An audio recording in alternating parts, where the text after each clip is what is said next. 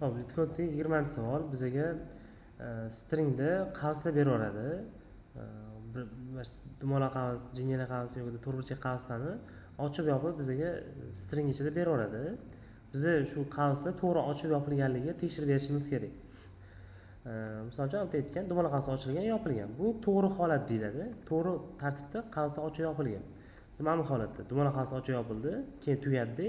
To'rtburchak qavs ochib yopildi, keyin jingali qavs ochib yopildi. Bu ham to'g'ri holat. Endi mana bu holat. Dumaloq qavs ochildi-da, to'rtburchak qavs bilan yopib qo'yishdi. Bu xato bo'ladi. False qaytarilishi kerak. Hamda dumaloq qavs bilan ochildi. Ichida to'rtburchak qavs ochib yopildi. Muhim joyda yopildi, keyin dumaloq qavs yopildi. Ketma-ketlikda bo'ladida, bu ham true bo'ladi, to'g'ri holat bo'ladi. Keyin o'zimiz ham bitta misol yozib ko'rsak. Misol uchun dumaloq qavs, jingali qavs, to'rtburchak qavs.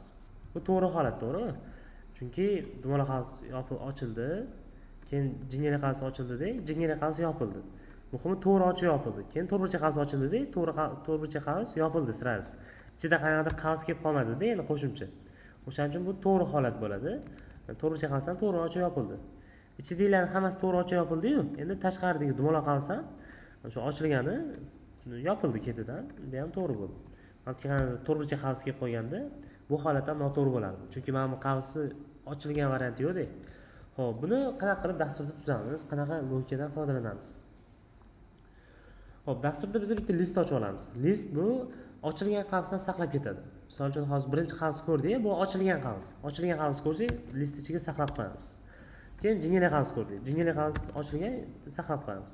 Qachonki biz yopilgan qavs ko'radigan bo'lsak, hatto listimiz bor edi-yu, qavsdan saqlab ketayotgan. O'sha listimizga qaraymiz. Ochilgan qavsga yopilgan qavsga mos, ochilgan qavs turibdimi? Oxirgi elementida, listda oxirida o'sha yopilgan qavsga mos qavs turibdimi degan shart qo'yamiz.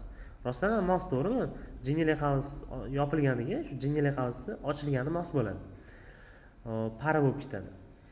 Shunaqa qilib to'g'ri bo'lsa, mana shu qavs uje sherigini topib ketdi-ku, uje bu qavs ochilgan qavs, yopilgan qavs topdi, to'g'rimi? Shunaqa qilib buni o'chirib qo'yamiz. Listimizdan o'chirib tashlaymiz. Endi yurishda davom etamiz. To'rtburchak qavsga oldik. Ochilgan qavsni o'ylab o'tirib, mana yoqqa saqlaymiz. To'rtburchak qavs. Yopilgan qavs ko'rdingmi? Listimizga qaraymiz. Mana shu yopilgan qavsga mos ochilgan qavs bormi? Bor. To'rtburchak qavs yopilganda to'rtburchak qavs ochildi, to'ppa-to'g'ri. O'chiramiz. Bu ham to'g'ri ketyapti. Keyin kelganda, keyin tashlasak, dumaloq qavsga kelamiz. Yopilgan qavsagina listim oxiriga qarayman. O'zi bitta donagina qavs qoldi. O'sha qavs mana bu yopilgan qavs bo'lsa, o'shanga mos yopilgan qavs bo'lsa, o'shanga mos ochilgan qavs, to'g'rimi? To'g'ri, shunaqa bo'lgandan keyin o'chirib tashlaymiz. Bitta qarab chiqdik-ku, qarab chiqqanimizda listimiz bo'm-bo'sh bo'lib qolgan bo'lsa, o'shanda true bo'ladi. Agarda bo'm-bo'sh bo'lmasa, false qaytaramiz. Xo'p, buni kodiga to'xtaladigan bo'lsak. Boyaga listimizni saqlab ketish uchun bitta list turdi. List degan o'zgaruvchi ochib olamiz. Bo'sh list bo'lib turadi. Bu yoqda biza ochilgan qavsdan saqlab ketamiz. Va bizda bitta map, data degan map ham bo'ladi. Biz qavslarni ochib yopilganligini bir-biri bilan solishtirishimizni osonroq qilishimiz uchun mana shu yoqda para qilib saqlab qo'yamiz. Masalan, dumaloq qavs ochilganini, dumaloq qavsi yopilganiga qo'yib qo'yamiz. Jingali qavs ochilganini, jingali qavsi yopilganiga qo'yib qo'yamiz. To'rtburchak qavs ochilganini, to'rtburchak qavsi yopilganiga para qilib qo'yib qo'yamiz. Bu ham bo'lgandan keyin endi biz bila olamiz-da, buni ochilgan qavs ko'rsak, yopilgan qavs nima bo'lishi kerakligini, nima kutishimiz kerakligini bila olamiz. Hop, for deymizda bitta-bittalab harflarni ko'rib chiqamiz. Misol uchun tasavvur qilib uyg'onish uchun mana yoqqa kommentariyada bitta misol uchun s teng deb qo'yaylik. Bitta dumaloq qavs, jingali qavs, to'rtburchak qavs. Mashinaga taxminan teng bo'lgan bo'lsin.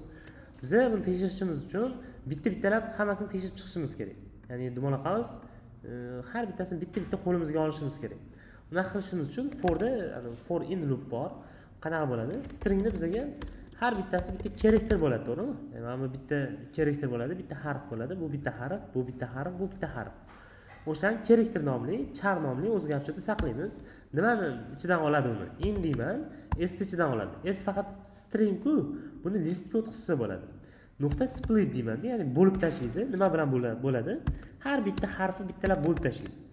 Hop, mana bu qismi bizga tasavvur qilib, mana shu berilgan bo'lsa, shundan list yasab beradi. List yasaganda har bitta belgi alohida element bo'lib qoladi. Taxminan shunaqaroq list hosil bo'lib qoladi. Ya'ni har bitta elementi alohida bitta harf bo'lib qoladi. Ya'ni shunaqa qilib list hosil qilib beradi. Split shu bo'lib tashlaydi. Hop, shunaqa qilib mana shu kod orqali bizga berib olgan stringni har bittasini bitta-bittalab qo'limizdan o'tkaza olamiz. Shu maqsadda shu kod yozildi. Hop, buning ichida endi boyagi shart yozamiz. If deyman, ochilgan qavs bo'lsa, hozir turgan keraktirim qavs bo'lsa, o'sha qavs ochilgan qavs bo'lsa, list ichiga saqlab qo'yishim kerak, aytaman. Data contains key deyman. Nimaga aynan key sababi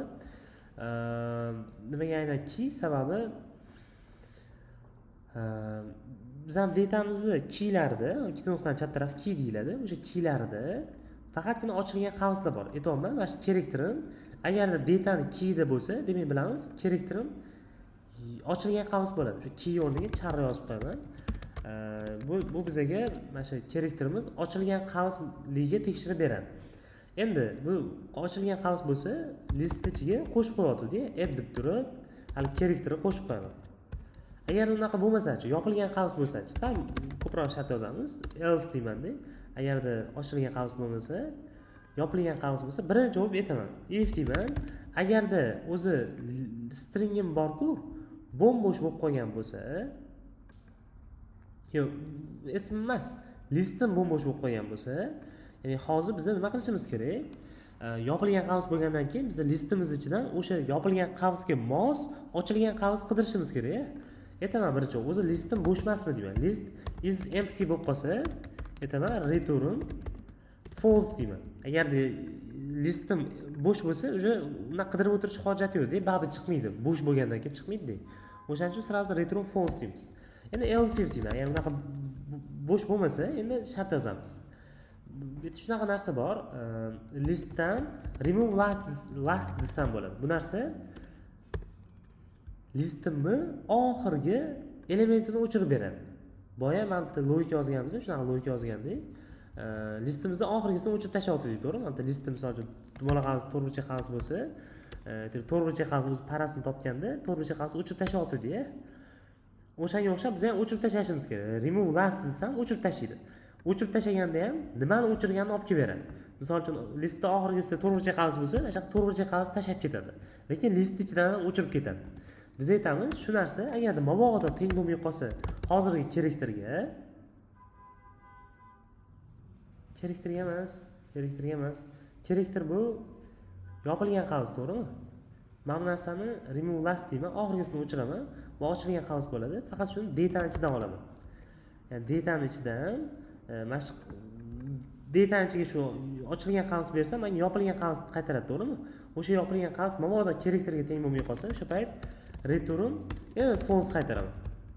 Ya'ni oxirgi harfi mabodo hozirgi turgan belgi, oxirgi qavs, oxirgi saqlagan ochilgan qavs, hozirgi turgan qavs yopilgan qavsga para bo'la olmasa ham return false deymiz.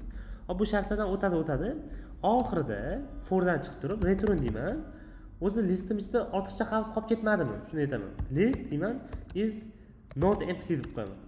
Is empty deb qo'yaman. Ya'ni agarda bo'sh bo'ladigan bo'lsa, listim bo'sh bo'lsa, o'shanda true qaytadi. Agar ichida qanaqadir qavs qolib ketsa, ortiqcha qavs degani-da. Misol qachon qavs qolib ketadi? Misol mana shu qavsga ketyapti-da. Oxirida dumaloq qavs bo'lib ketib qoladigan bo'lsa, mana qavs oxirida qolib ketadi. O'sha payt listimiz nima false qaytaradi. Ya'ni oxirida bo'sh bo'lishiga tekshirib qo'yaman-da. Hamma narsa o'chib ketishi kerak. To'g'ri ochib yopilgan bo'lish uchun, shart to'g'ri bo'lish uchun hammasi o'chib ketishi kerak. Hop, buni bitta tekshirib ko'rsak. Hop, submit qilamiz. Hop, buni to'g'ri deb topyapti. Hop, tezligi o'rtachaga, juda yorib olmaydigan, o'rtacha. Mana shu joy muhim edi tushunib olish uchun. Ya'ni listda oxirgi elementni o'chiryapti. Oxirgi elementda qanaqadir ochilgan qavs bo'ladi, deb dumaloq qavsmi, qanaqadir to'rtburchak qavsmi, qanaqadir ochilgan qavs bo'ladi. Datani ichidan shu ochilgan qavs topolmanda, o'shani yopilganini olaman. Men o'rniga masalan to'rtburchak qavs yopilgani keladi.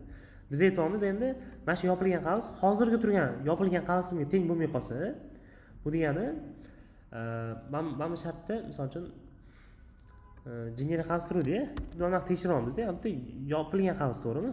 Yopilgan qavsni olib kelamiz-da, bir-biriga parami deb tekshirgandek bo'ladi. Oxirgisini bir biriga para bo'la oladi. Shuni tekshirish shartida shunaqa tartibda amalga oshiryapmiz. Agarda teng bo'lmay qoladigan bo'lsa, tasavvur qiling, mana bu ham jinnilik qavsi yopilgan bo'ladigan bo'lsa, o'sha payt false qaytaramiz. Xo'p, e'tiboringiz uchun rahmat.